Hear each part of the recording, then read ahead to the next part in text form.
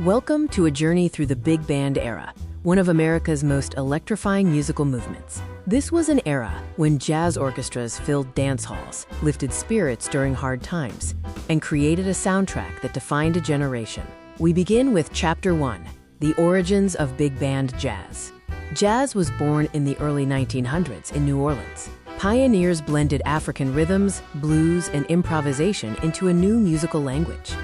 Initially played by small combos, jazz broke through nationally around 1917. By the mid-1920s, band leaders began adding more instruments, transitioning to grand orchestras and a more sophisticated sound. Fletcher Henderson's orchestra in 1924 became the blueprint for the big band sound, combining tight arrangements with room for solos. Louis Armstrong's joining the orchestra revolutionized the role of the virtuoso soloist. Meanwhile, Duke Ellington pioneered a highly artistic approach, composing specifically for the unique voices within his ensemble. Here is Duke Ellington and his orchestra at the legendary Cotton Club in Harlem in 1927. This venue was where jazz sophistication met glamour, and the big band sound was truly refined into an art form.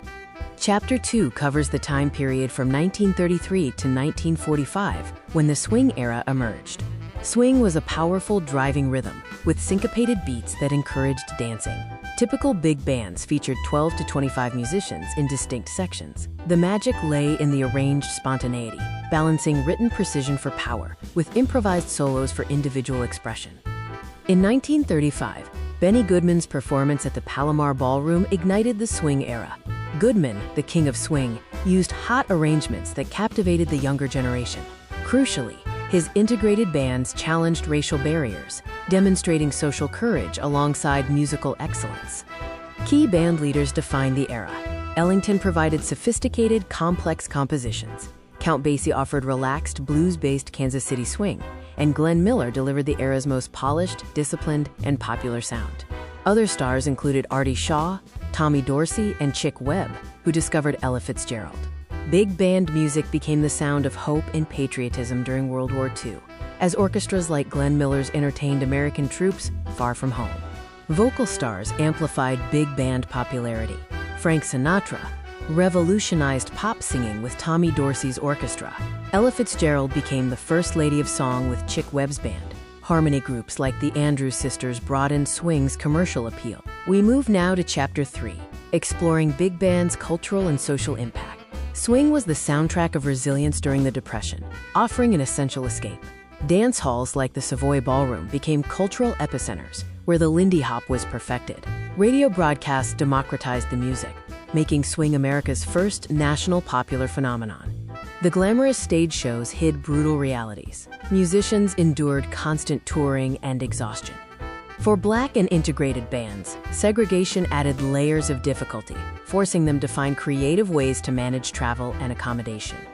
World War II severely impacted the era as musicians were drafted, symbolized by Glenn Miller's tragic death. A major recording strike and financial pressures accelerated the decline.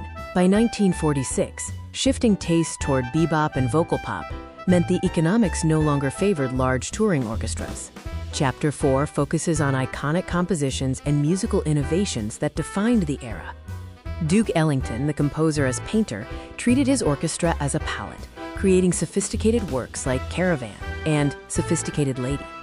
His innovative orchestration, combining instruments in unconventional ways, elevated big band jazz to an art form. Glenn Miller's In the Mood became the infectious anthem of wartime optimism. In contrast, Moonlight Serenade showcased the genre's versatility, using his signature clarinet-led reed section to create a lush, dreamy, and romantic sound. Count Basie perfected Kansas City swing, emphasizing blues-based riffs and extensive soloing. His economical piano playing and legendary rhythm section created the most propulsive groove in jazz, exemplified by his signature tune, 1 O'Clock Jump.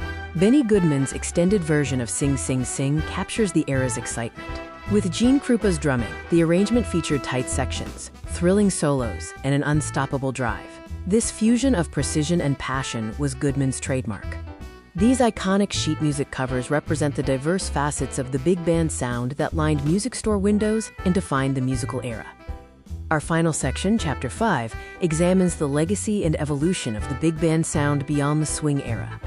The rise of bebop diverted many musicians away from big bands, yet the tradition survived. Innovators like Stan Kenton and leaders like Buddy Rich and the Count Basie Orchestra maintained the format. Today, modern big bands and university programs keep the tradition alive and continually evolving. The big band's influence is enduring. Modern jazz orchestras build directly on these foundational concepts. The power and polish of big band arranging permeate Hollywood and television scores. Educational programs ensure the thrill of swing continues to inspire new generations worldwide. The big band era fundamentally shaped American music and culture, offering hope and joy during hard times. Its innovations in arranging and the balance of composition and improvisation remain crucial today. The swing never truly stopped. It lives on in every beat that moves us to dance, embodying the power of collaboration and shared experience.